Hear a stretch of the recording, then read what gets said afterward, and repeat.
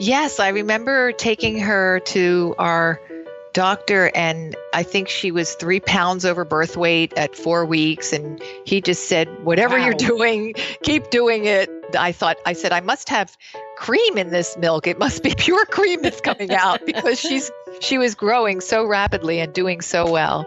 Balloons, bazookas, boobies, bosoms, boulders, cans, hooters, knockers, melons, honkers, jugs, rack, tatas, tits, torpedoes, guns, bust, doorknobs, coconuts, and our favorite one, the girls. Welcome to the All About Breastfeeding show, where your host, Lori, highlights mothers just like yourself and goes beyond the surface questions and digs deep so they share not only their joys and happiness in their daily breastfeeding life, but also their pain and struggles and how they worked through them. Episode number 114. Welcome to All About Breastfeeding, the place where the girls hang out. I am your host, Lori Jill Eisenstadt, IBCLC, which stands for International Board Certified Lactation Consultant. I wanted to start off today by saying thank you so much to everyone who has been listening to this show and sharing it with your friends and family. I have had 3 moms in particular in the last week send me emails telling me how much they are enjoying the show. They're all pregnant with their first, and they're due in 4 to 6 weeks. And they have been binge listening, going back to some of the earliest shows and working their way up to the most recent show. There are some moms who have emailed me and told me that they've had breastfeeding difficulties with their first, their second, and even with their third baby, and you are determined not to let the same thing happen again, and you are gathering as much information as you possibly can.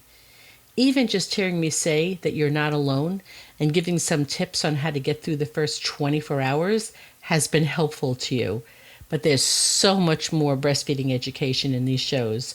For this, I'm so grateful that you are here. If you would like more support during your pregnancy and in the early days of breastfeeding, consider joining our Facebook group. All you need to do is go to Facebook and search for the 4 words, All About Breastfeeding Community. You have to have the word community in there, otherwise it'll bring you to the wrong group.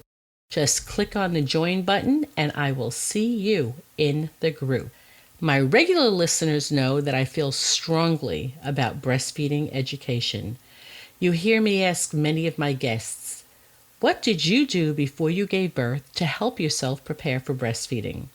Are there any particular books that you like that you read? Are there any particular movies that you watched about breastfeeding?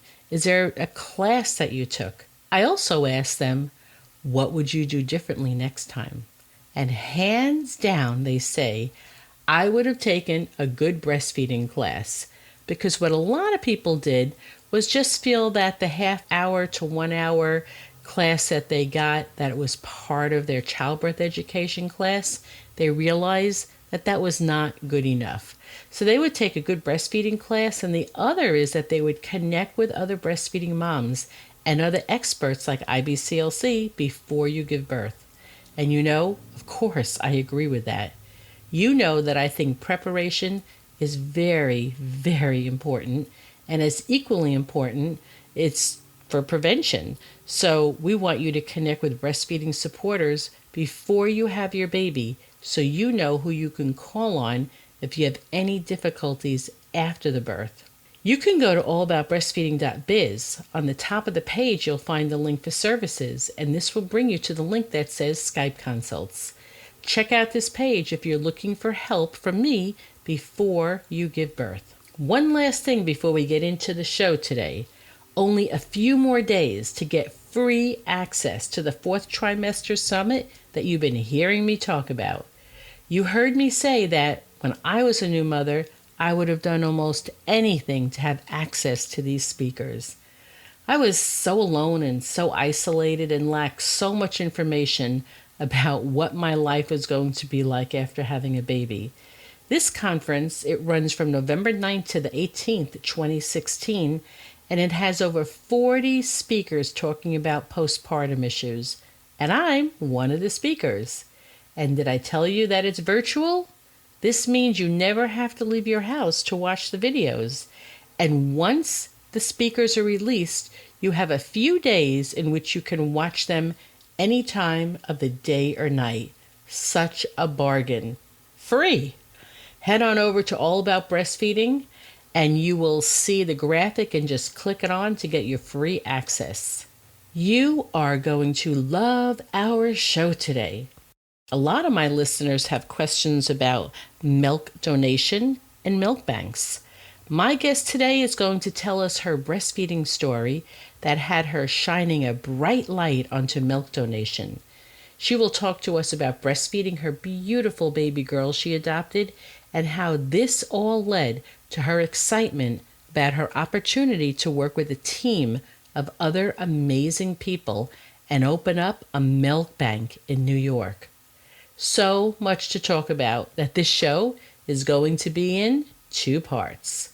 So if you're not driving and you have the opportunity to do so, sit back, relax with a cup of coffee or tea and enjoy the show.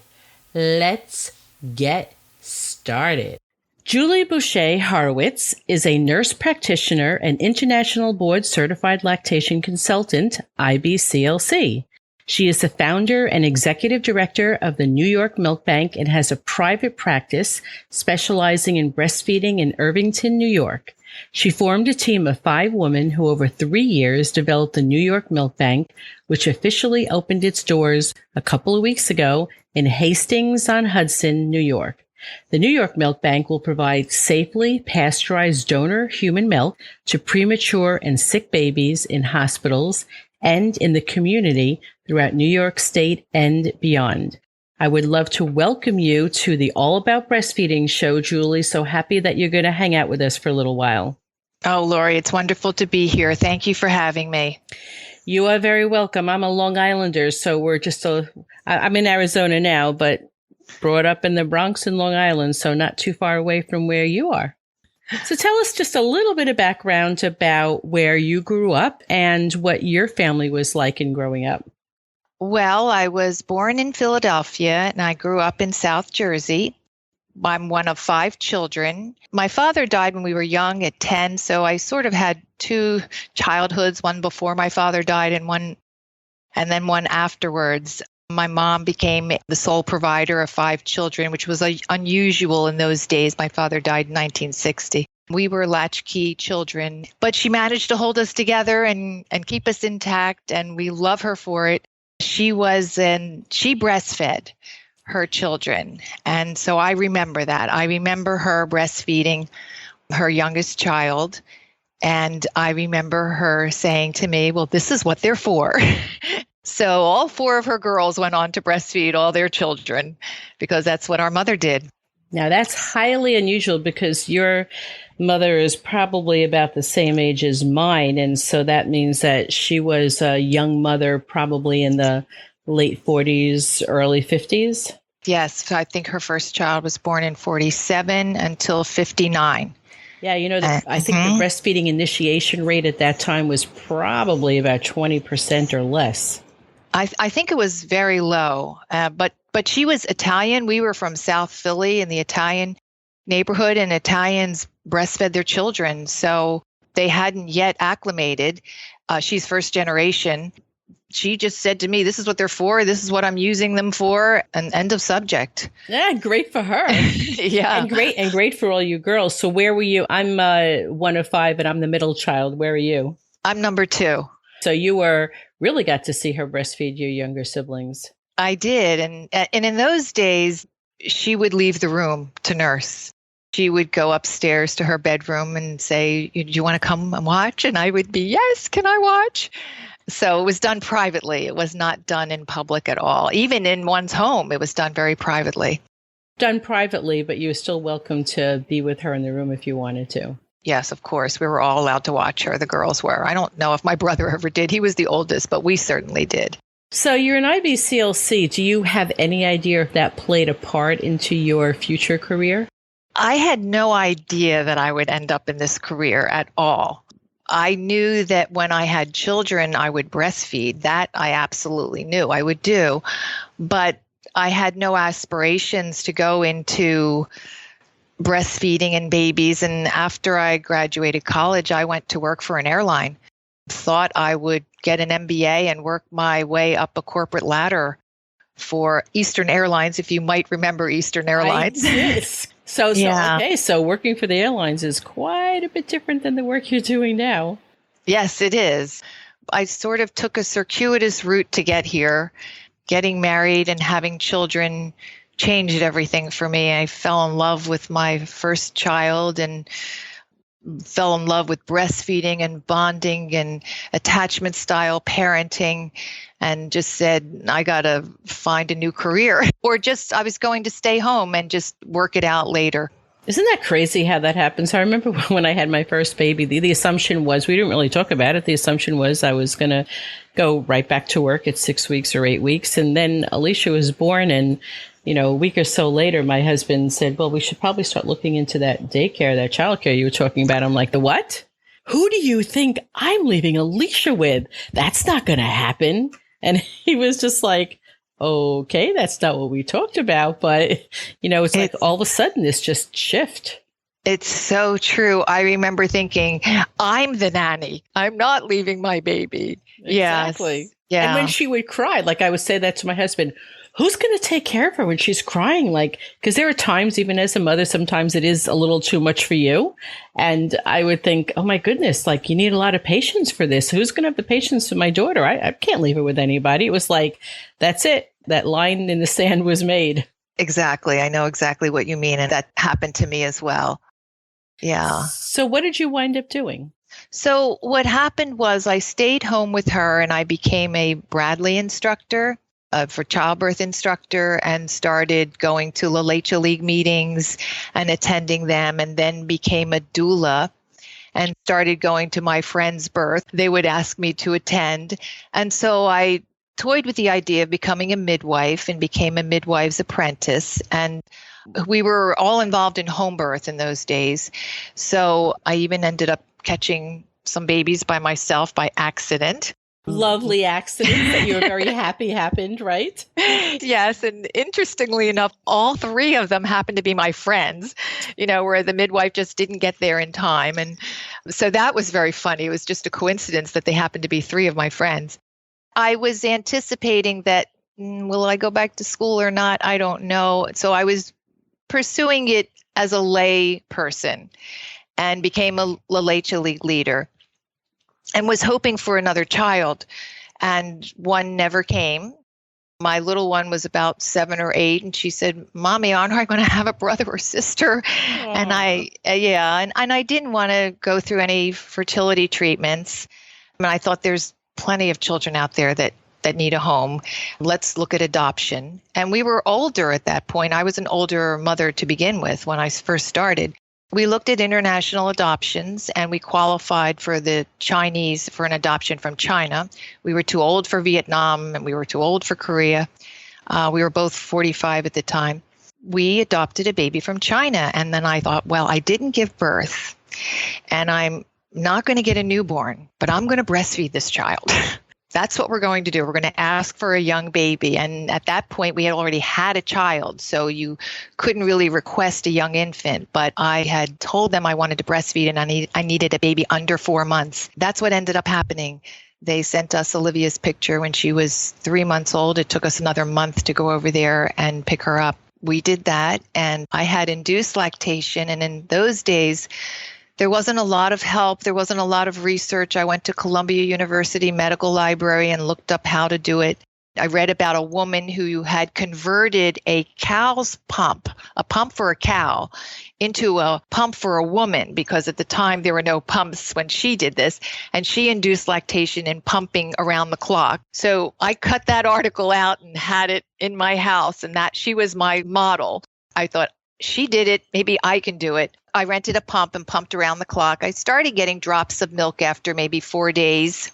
Now, I'm actually just going to back you up for a minute. So this part of the story is very interesting. I just want to go back to your first baby with breastfeeding, and because that might play into your desire or confidence level when thinking about inducing lactation with your second baby girl. with your first, did you tell us just a little bit about the very early days of breastfeeding and how that was for you? It was a planned home birth that ended up in the hospital. That was unexpected. It was a very long labor. We ended up in the hospital, and I knew I wanted to breastfeed in the first hour of life, which we did. And everyone was pretty nice to us, knowing that there was a little bit of a disappointment in giving birth in the hospital since it was a planned home birth. It was a forceps birth.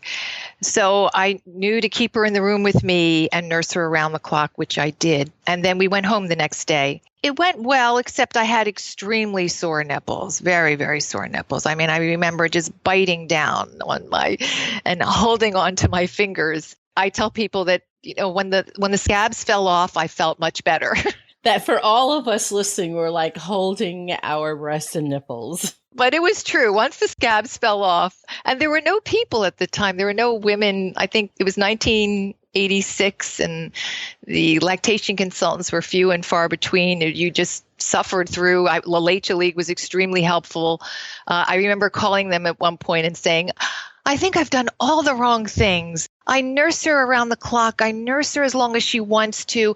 I let her stay on. If she wants to nurse in an hour, I pick her up and nurse her. And she said to me, I'll never forget it. She said, you're doing all the right things. Don't let anyone tell you you're doing anything wrong. I had a few desperate phone calls to La Leche League also because I gave birth to my second around that same time. And to my knowledge, there was no IBCLCs anywhere near I lived.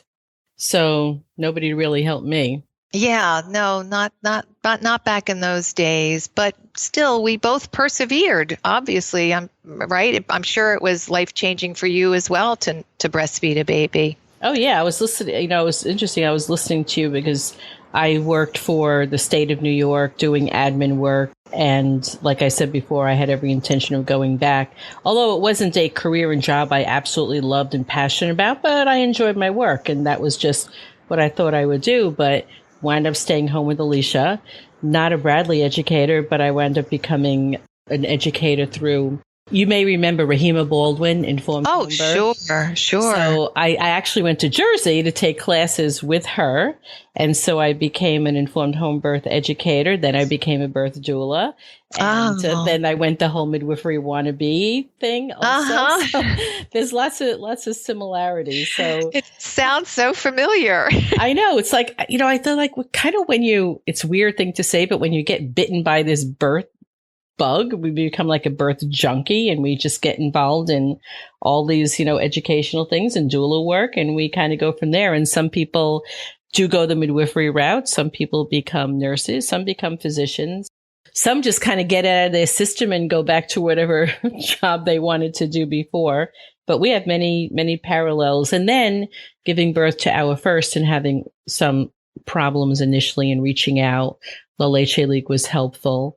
So it sounds like at a certain point when your scabs fell off, you had plenty of milk, she was gaining well, and you went on your happy breastfeeding way? Yes, I remember taking her to our doctor, and I think she was 3 pounds over birth weight at 4 weeks. And he just said, whatever you're doing, keep doing it. I said, I must have cream in this milk. It must be pure cream that's coming out because she was growing so rapidly and doing so well. I can picture her Buddha belly and her rolls at that point already. She was one of these bald babies that looked like a boy, and would not wear a headband. So everyone called her the Buddha baby.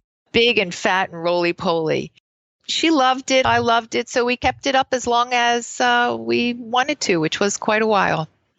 So now when you adopted your second babe, the way that you express it is that you wanted a baby of a certain age because you knew that you wanted to breastfeed. Now, what, if anything, had you heard about an induced lactation at that point? Well, there wasn't much out there. That was why I had gone to one of my friends' husband worked at Columbia. So he allowed me to come into the Columbia Medical Library and look up induced lactation. And that's where I found out in one journal article, well, there was stories about New Guinea where women induced lactation for other women there. And then I came across this one woman who took her adopted baby to her pediatrician and said she was nursing him and the baby was thriving. And she told him she converted a pump for a cow into a pump for her, and pumped I think it was every 3 hours from 7 a.m. to 11 p.m. and once in the middle of the night. That's what I did. That's so interesting because I had not heard of that yet. That's so interesting that she did that. Yeah. And he said the baby was thriving and she wasn't supplementing. And I think the article came from 1971. So it was a long time ago. That's what I did. I rented a pump and pumped from 7 a.m. every 3 hours till 11. And then I got up at 4 a.m., set an alarm at 4 a.m. to pump. And I got very little milk. There wasn't a lot of support, but I did get some. And we went over to China. And when they handed her to us, well, first of all, she was 9 pounds at 4 months. So I was a little horrified. She was not tolerating their feeding regime at all. They fed her 8 ounces of formula with some cereal in it every 4 hours from 6 a.m. to 6 p.m., but nothing at night. And I asked them if she tolerated her feedings, and they said, no. They said she vomits everything. So she didn't look very good at all. But I picked her up and I immediately put her on the breast and started to nurse her. And she took it. I was shocked. She never got a bottle from that moment on, ever. Oh, she was like, thanks for putting me here. So, Julie, you're in China and you put her to the breast and you continued breastfeeding her at that point. She wasn't tolerating the formula. So what other milk did you give her? When we came back to the States, I gave her donor milk and I put it in a supplemental nursing system at the breast and I fed her at the breast. And she began to thrive. And that was really what got me into donor milk and milk banking, having that experience of having an adopted baby who was thriving on donor milk. So obviously she wasn't vomiting it all up anymore. No. And what happened was because she was 9 pounds, I fed her 2 ounces as if she was a newborn every 2 hours around the clock so that she could tolerate it. So she never vomited again. Even while we were in China and I was giving her formula there, I did 2 ounces every 2 hours so that she could manage the flow. Part of that was, I'm thinking, 8 ounces was too much for her little belly. Too much for her little belly and not the kind of milk for her little belly either. Yes. So she began to thrive. She also nursed for a long time. I taught her sign language. I know sign language. So as she got a little older with nursing, she would actually tell me when I had to put milk into my supplemental nursing system. She had a sign for it. So she would indicate when, my well was dry and I needed to put something in there. Did you reach a point where you would breastfeed her first and then add the milk and do the whole tube feed? Or were you doing both at the same time? Initially, I did both at the same time because I really wanted her to start gaining weight. She was, off the charts. So I didn't want her wasting any energy. And she was learning how to breastfeed. So I might add, it took us months to teach her how to breastfeed. Even though she initially latched, she didn't know what to do. She was tongue-tied, which I didn't realize till I came home. At that point, there were lactation consultants, and I had a lactation consultant who looked at her and immediately identified tongue tie, and it was right on the tip of her tongue. So I had very sore nipples as well with her. And in those days, we went to a dentist to have it fixed. That was 1996. So we went to a dentist who released her tongue, and that was a little bit better. I had to finger feed her with a tube and teach her to keep her tongue down with a finger, press on it and pull her tongue forward and give her exercises. So it took her about 3 months to learn how to breastfeed. Now, Julie, someone else might say, my goodness, that is so much work.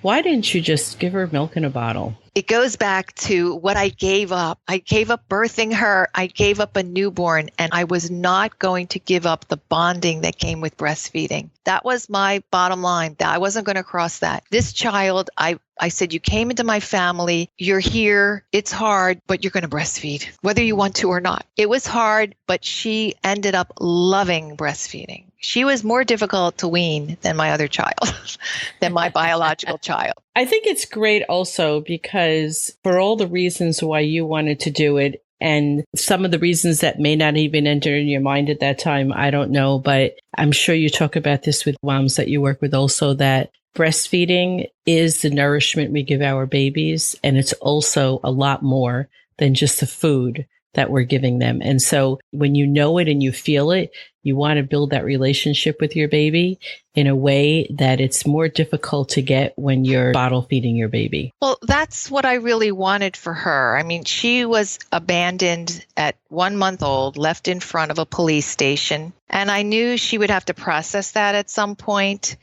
and left in an orphanage, where she was not only a failure to thrive infant, but she was scarred by being in that orphanage emotionally. She was developmentally delayed, and she was actually clinically depressed. And I thought, this is a way to bring her back, to have this bonding with her, this one-on-one that will hopefully erase what happened to her for the first 4 months of her life. Yeah, so much more meaningful in your reasons for doing it, because we also know that moms who bottle feed their babies, they bond with their babies, they love their babies, and everything is fine.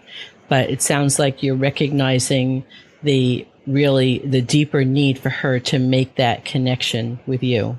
For her, I felt that this might help heal her. It would heal my disappointment in not having another biological child, which I had to deal with as well. But I'm delighted that I didn't have another biological child, because I wouldn't have my Olivia today. You mentioned before, you said that she was more difficult to wean from breastfeeding than your first. It sounds like you had to actively work towards weaning, or it just took her longer. She just lasted longer breastfeeding than you first. She lasted longer, and I had to actually say enough. It's enough already. I can't say how long I nursed either one of them, to be honest with you. I think I broke a lot of rules. But there was sign language that says enough, or she was already talking at that point. No. You. Oh, yes, she could talk. They each had their own words for my Margot called it Milko, and Olivia called it Ami. They each had their own word for it, and they went a long time. Have you heard that Phoenix, Arizona is blessed with an amazing birthing center?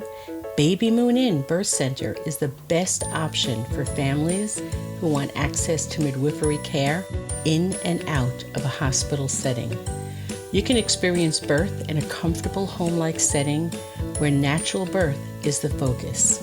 Laboring in water, being able to walk outside during labor, and enjoy the beautiful garden. This is what birth can be like for you. There is so much more to learn about Baby Moon. The staff would love to have the opportunity to meet you and would like to extend an invitation for you to attend a free Choices in Childbirth class and a tour of the birth center. All you need to do is call 602-314-7755. That's 602-314-7755 and ask for the tour dates. You can also go to allaboutbreastfeeding.biz/podcast, and on the right-hand side of the page, you will see a link that will bring you to the calendar, and you can sign up for the tour yourself. When you come in for the tour, make sure that you tell them you found out about it from the All About Breastfeeding podcast, and you will be given a very lovely free gift. Now, back to the show. So all of this, I'm sure, had an impact on what you're currently doing, which is what I'd like to talk about, your work with the New York Milk Bank. And so I'm wondering if you can take a few minutes and just giving my listeners a little bit of history of milk banking in the early 1900s and how it evolved, and then how it kind of went by the wayside, and hooray, now they're coming back again. The first milk bank in the United States was in Boston. Boston's the first place, in an actual orphanage. At that time, babies were dying of diarrhea 6 times more than babies who were nursed, because they were making formulas. 2 doctors there decided to give babies human milk, donor milk, and then those babies started to survive. So that was the first milk bank in the U.S., and I believe, I might be wrong, but I think it was in 1919. I think the very first milk bank was in Vienna in 1909. In 1943, the American Academy of Pediatrics started to develop guidelines for milk banking, and milk banks started to pop up throughout the United States. There was actually one in New York, in Mineola. They provided to the hospitals mostly. But then in the 80s, the AIDS epidemic hit. And in the U.S., the milk banks closed overnight. Now, we didn't close our blood banks overnight. We made them safe, but milk banking just shut down in the U.S. In Brazil took a very different stand. They decided to make the milk safe instead of shutting down. And they became, from that point on, the leaders in milk banking, and they still are the leaders in milk banking in Brazil. But in 1985, the Human Milk Banking Association of North America started to issue guidelines in establishing standards of operating a milk bank in the United States. And so more and more milk banks started to come back on the scene over the years. Now, New York has lagged behind. In New York, it's a little different in our state because the New York State Department of Health has determined that milk is a tissue rather than a food. So it's regulated by the Blood and Tissues Resource Department in the Department of Health. There are stricter guidelines for New York. You need a license to open up a milk bank. If a hospital uses milk, you need a license. There were 2 banks, one in North Carolina and one in Delaware, that acquired a license to provide milk to New York.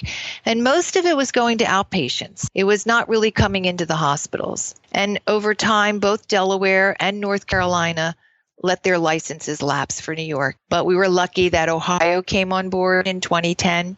And Massachusetts followed in 2012. New Yorkers had to get milk from these 2 milk banks out of state. And if a mother wanted to donate her milk, it had to be shipped out of state to be processed. When you say that the milk from, I think, North Carolina and Delaware didn't go into hospitals, it went outside into the community? I think most of it did because hospitals in New York, the medical climate and culture to accept donor milk wasn't prevalent. Most of the neonatologists said they wanted more research. They wanted more research before they'd start to switch and use donor milk. So there were very few hospitals, if any, I think, using donor milk at the time. I think most of it was going to outpatients.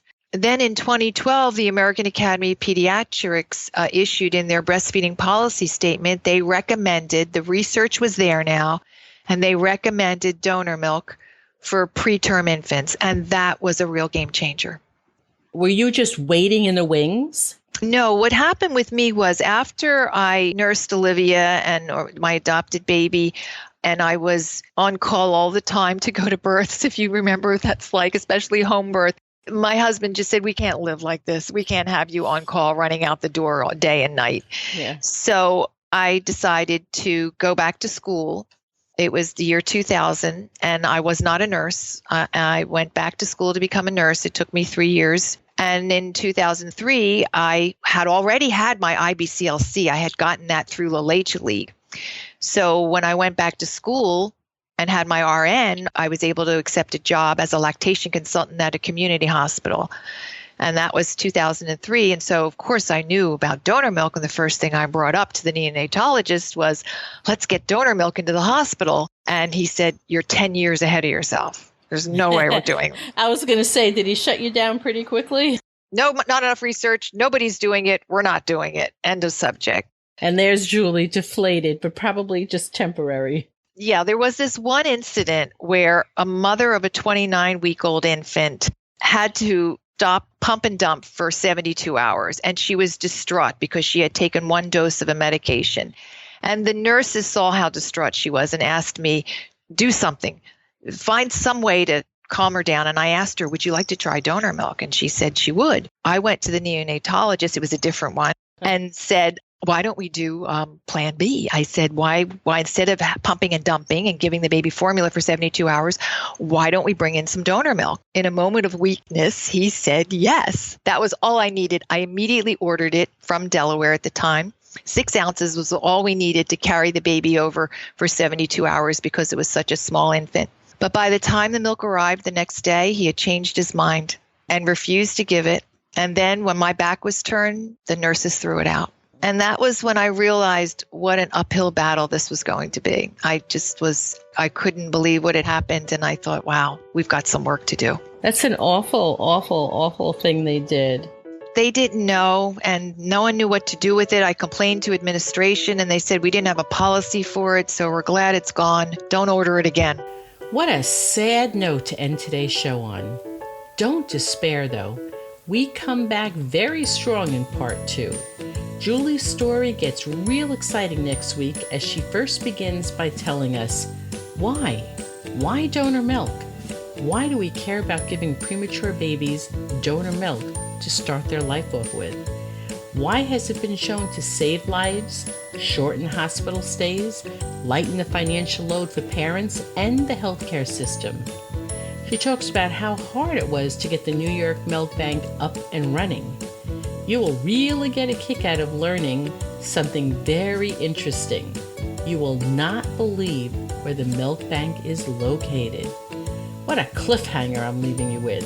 You will definitely want to come back next week. And in between this show, part 1, and next week's show, part 2, you will have 2 other shows to geek out on. Our continued tour of breastfeeding and our Friday FAQs. Until then, bye-bye.